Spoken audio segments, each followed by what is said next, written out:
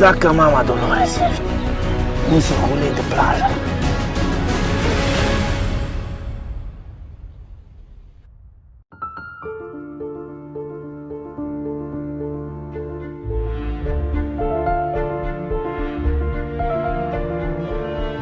Deci eu n-am mai băgat barca pe rampă atât de îngustă ca și asta. Dacă nu veneam să o văd și nu coboram la ea, nu mi-aș fi dat seama că e rampă de băgat barca.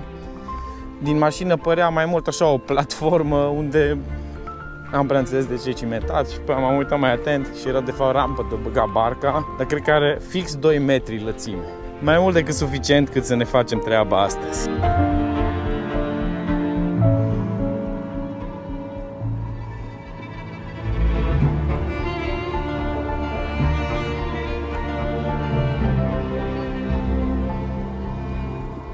Bună dimineața și bine v-am regăsit la un nou episod. Ați văzut pe unde am băgat barca azi dimineață, pe cea mai îngustă rampă pe care am băgat cel puțin eu până acum barca. Se poate trece cu barca din partea de sus a 3 crișurilor, în partea de jos și invers. În partea de jos nu găsești rampe, nu știu de ce. Vă reamintesc, nu ține de foame, dar ajută foarte mult propulsarea canalului. Un like, un subscribe, așa că apăsați butonul ăla de like. Și bineînțeles, dacă nu cer prea mult, împărtășiți cu prietenii de breaslă, dacă vă plac aceste clipuri. Ne vedem de pe apă!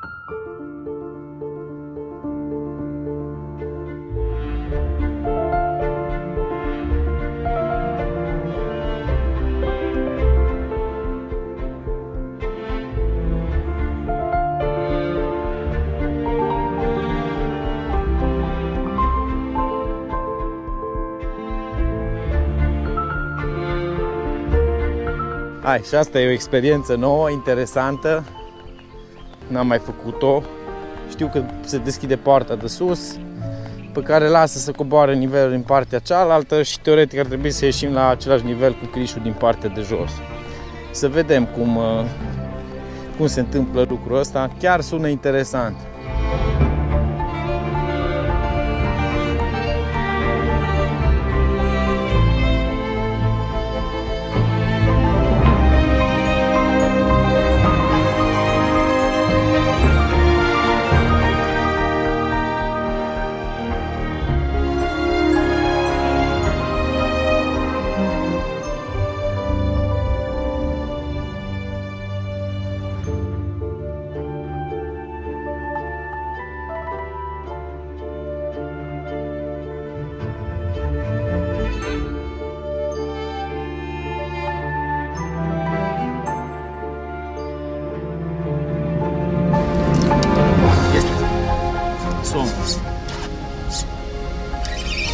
Chiar prima mână pe structură, am găsit o structură mai în mijlocul crișului. Pare a fi somn, după cum s-a zbătut. Nu știu sigur dacă e somn. Așa pare. După cum vine somnul. No, poate avem și partida aia de somn promisă. Trebuie să iau bățul mai tare. M-am gândit că la primele lanseuri o să-mi dea somn.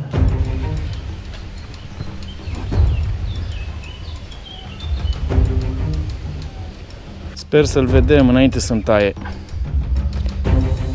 Nu știu cum e agățat, sper că e în colțul gurii. Bine că stă sub mine. Îmi place să se obosească aici, nu e așa mare, dar este o arătare superbă. Neașteptată, chiar la prima mână așa, și sper că nu este singurul. Dacă nu este singurul, trebuie să scot artileria grea.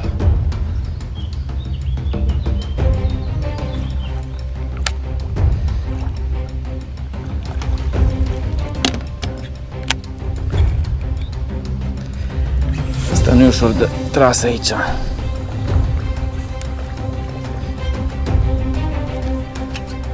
Și greu de obosit, pișpirei ăștia afurisiți. No.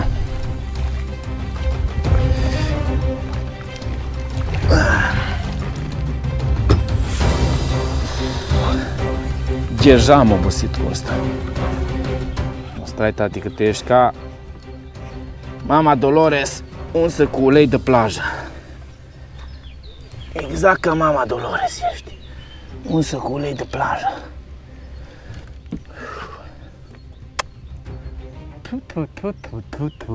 Minunat. Jiguită ca la șalău, turbo twister clasic, o nălucă care mie îmi place la nebunie. Cacofonia este intenționată, nu este întâmplătoare, pentru că cineva a scris la un moment dat o nălucă care are cap plumb pentru lestare. Și de atunci mi-a rămas chestia asta întipărită în creier. Hai să le liberăm pe țumuștiucul ăsta până nu umple barca, cu tot respectul. Oh, da. Mulțumesc, tati!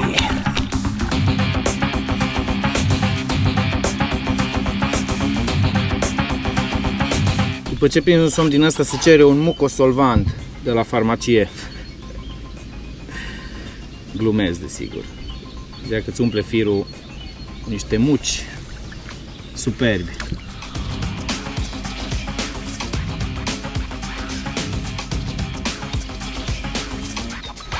Aia am avut. Da, o să trec pe bățul mai greu.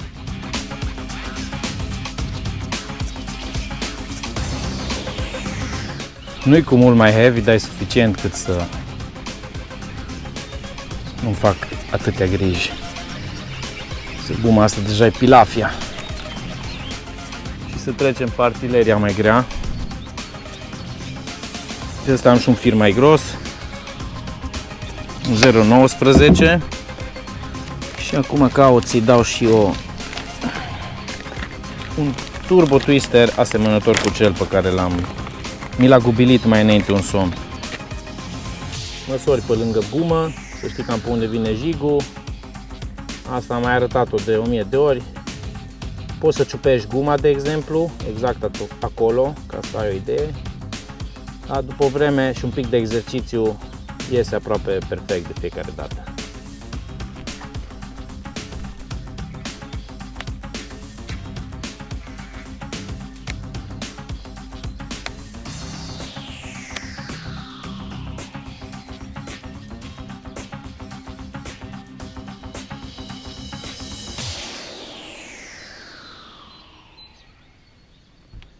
Trebuie 32 de grame aici. O zi cu somn aici ar fi demențială.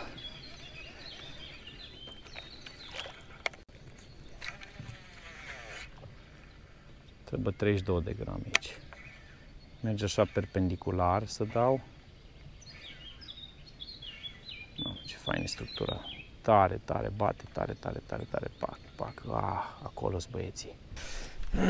Am găsit o curbă cu apă mai adâncă pe care o bat ca pe un prag tipic, și anume mă ancorez din motor, după care din telecomandă, pam, pam, pam, mă repoziționez de câte ori am bătut locul.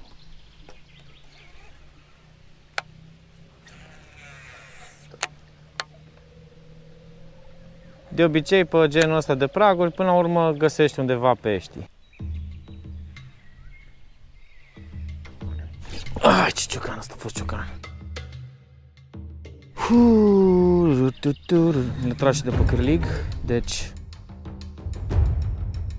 prin copaci mă tot uit pe Panoptix și urmăresc să văd unde este mișcare. Și am avut primul țac, care pare a fi de șalău. Momentan pe un Ohio micuț, mai schimb un pic cu znărucile, până la urmă tot îmi dă ceva bang. Așa pe fundalul ăsta cu păsări, cântărețe. Poate că ar fi bine să menționez și faptul că după somnul ăla am mai avut un singur atac. Am văzut o grămadă de pești pe sonar. Pe LiveScope cel puțin se disting în unele cazuri foarte bine și somnii, și șalăii, și știucile. Dar n-am reușit să strânesc mai mult de un singur atac până la ora aceasta. Momentan dau prin maluri căzute, maluri rupte practic, cu copaci în apă. Speranța că strânesc un șalău sau o știucă, mai degrabă o știucă decât un șalău. Deci De azi dimineață, de pe la 9 până la ora 1, n-am mai prins niciun pește. Bine, oarecum e normal pe căldurile astea.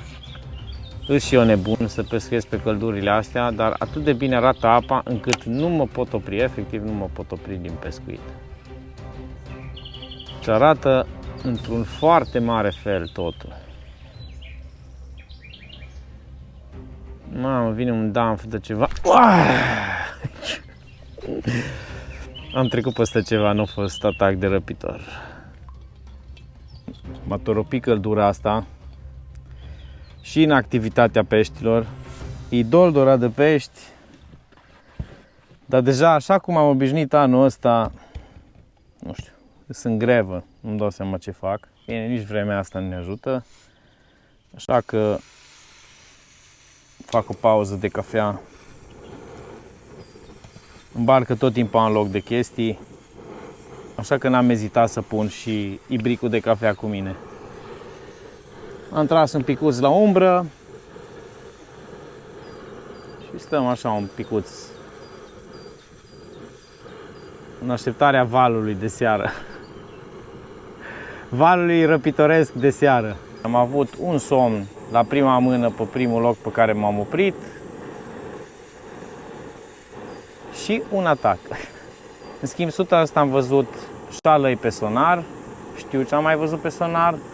De mai multe ori am văzut somni care s-au identificat clar ca și somn, adică s-a văzut forma super clară a fi somn.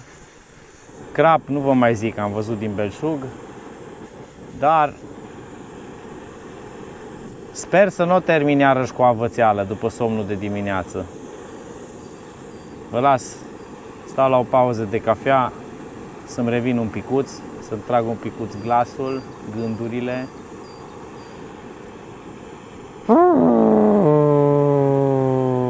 Și să fac ca o vacă, și anume să mă întind un picuț.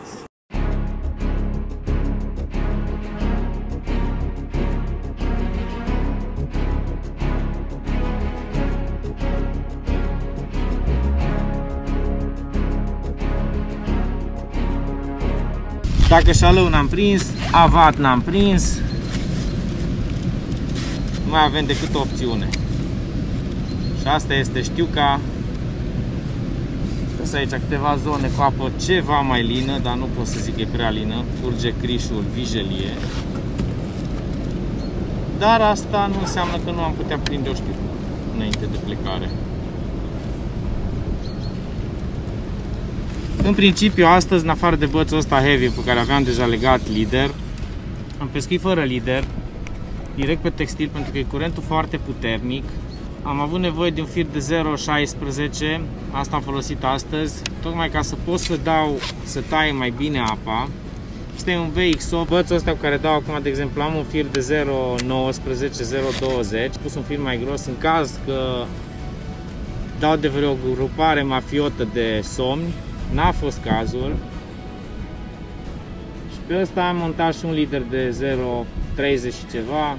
Măcar dacă îmi dă știucă să nu-mi taie instantaneu. În ideea că dau la știucă, abordez doar malurile, zona de maluri. Încerc să dau cu un gramaj mai mic ca să cadă mai fluită. Gramaj mai mic însemnând 18 grame pe ohaiul ăsta, în apa asta de 2-3 metri cu curent mai puternic. Atunci abordez strict zona de mal,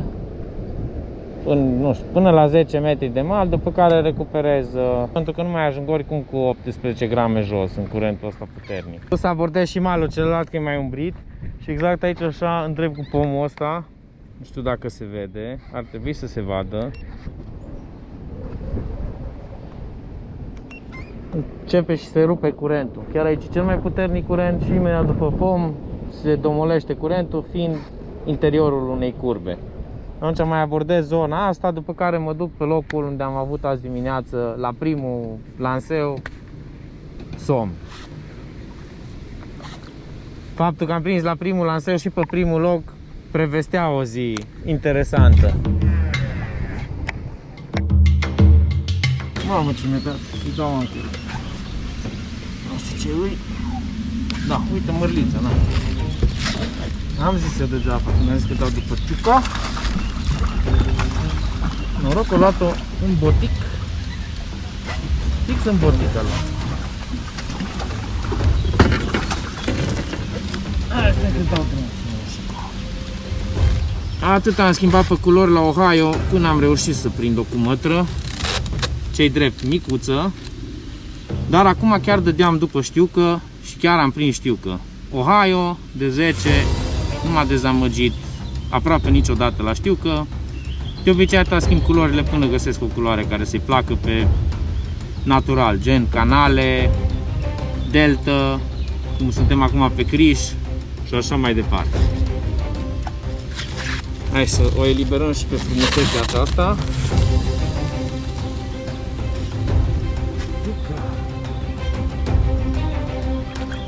Bravo, tati! Greazi astăzi, foarte greazi. Am dat astăzi la șalău și somn. Somn a intrat la prima mână. Ăsta era un semn deja că ceva nu va decurge conform aspectului astăzi. Și am văzut o grămadă de pești pe sonar, atât paștici cât și răpitori. Dar n-am reușit să-i prindem. N-am reușit să-i prindem, se pare că e o situație generală.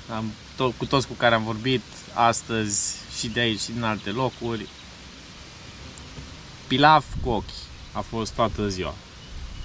În special la șalău. Practic am prins un somnotel la prima mână, un turbo twister. Cred că v-am obișnuit deja cu turbo twisterul ăsta de 11 cm. Îl folosesc foarte des, în special la șalău, uneori la știucă și alte ori la ce mai intru. Iar știuca am prins o mărliță acum pe ultima 100 de metri, nu mai aveam încredere deja nimic. Am montat un Ohio, de fapt am montat un Ohio și am torotit culorile până pe unul din ele am avut un atac. Este un Ohio, culoare mai naturală. Ce am vrut să vă arăt? Am vrut să vă arăt cârligele pe care le folosesc pentru aceste năluci. Pentru că folosesc cârlige între 4x0 și 7x0 la ele. Să încerc să le țin cât mai bine să vi le și arăt.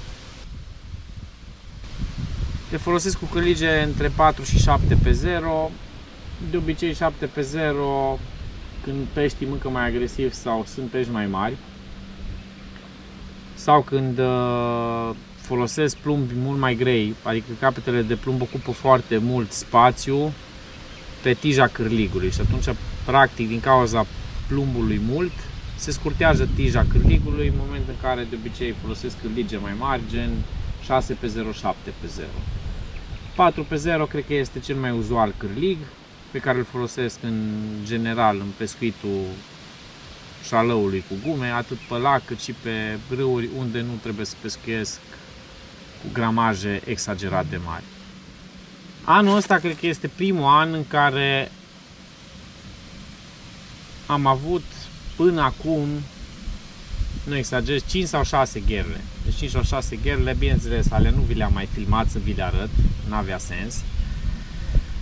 Dar ca să vă imaginați, deci până să reușesc să fac 1-2 filmulețe, am dat 5 sau 6 gherle monumentale, n-am reușit să prind absolut nimic.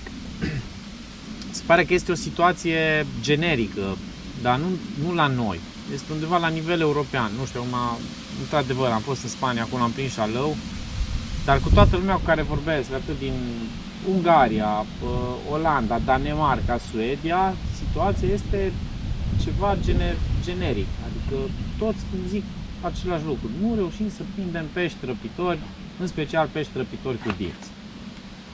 Și nimeni nu are o explicație. Este vorba în speță de știucă și de șalău.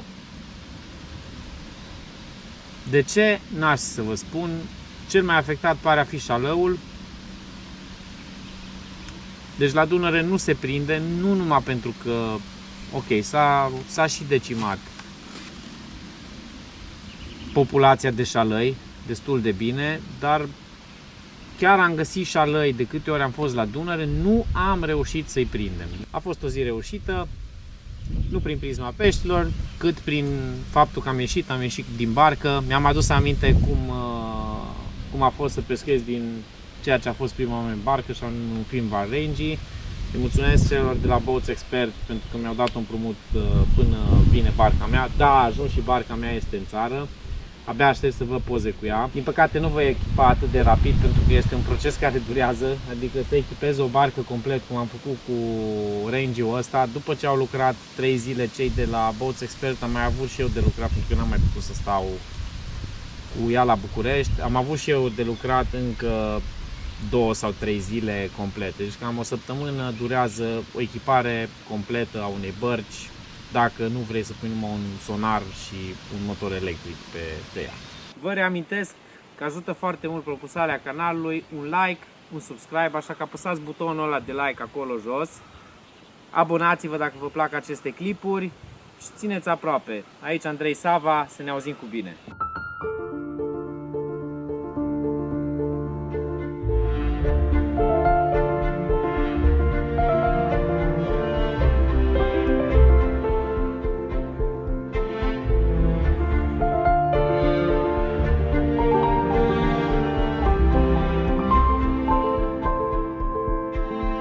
Din păcate, mergem acasă. Am intrat iarăși prin ecluze, acum crește nivelul apei, ajungem la nivelul de sus, rampă și acasă. Puteți să vedeți în direct cum crește nivelul apei, deci crește incredibil de repede.